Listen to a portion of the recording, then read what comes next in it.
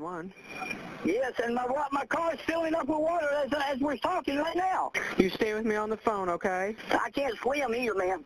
They're going to be coming from behind, well, from the Bridgeton side with a boat.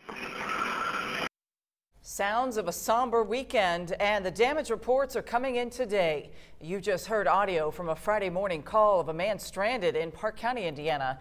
Floodwaters swept away his vehicle. He escaped, thankfully, without injury. Flooding is expected to occur over mainly rural areas along the Wabash River. It has now been 5 days since rain showers drenched the valley, but the Wabash River levels remain high. And in some cases, it's leaving many people who live in low-lying areas seeking higher ground.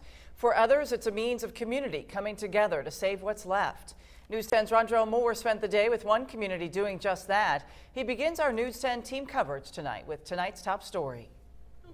I'm Aaron Dresser. That's just west of Terre Haute, just past the Wabash River, and you can see behind me it's still a very active scene. People doing what they can, sandbagging, trying to prevent the Wabash River from flowing up even further than where it's come before. We talked to some residents and some officials a little bit earlier today. Here's what they had to say. You could say this neighborhood is fighting an upstream battle. It's hard to stay positive when your front yard looks like this, and for Kimberly Wilson, it's a first. Yeah, it's never been this high. This is bad. We've got sump pumps in the basement, pumping the basement out. A literal last line of defense for her home. But just across the street, there was still time. So that's where much of the attention went. EMA workers staying busy. Well, luckily we're in a county that has, a pretty well-staffed emergency management office. We're able to kind of divide up the hours, and it still makes for some long days, but we're able to cover the county pretty well. And everybody pitching in, shoveling, lifting, barricading. Volunteers have been piling up relief since the morning.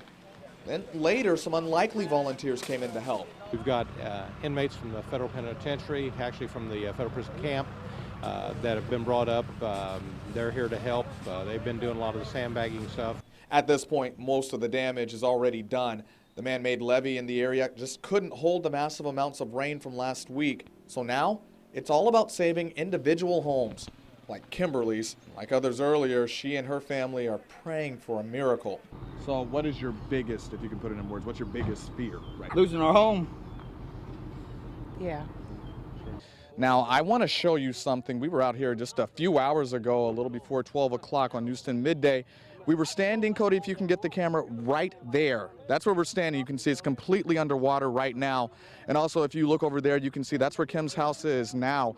They've still been able to keep the water away from her actual structure, but the water has come a whole lot closer.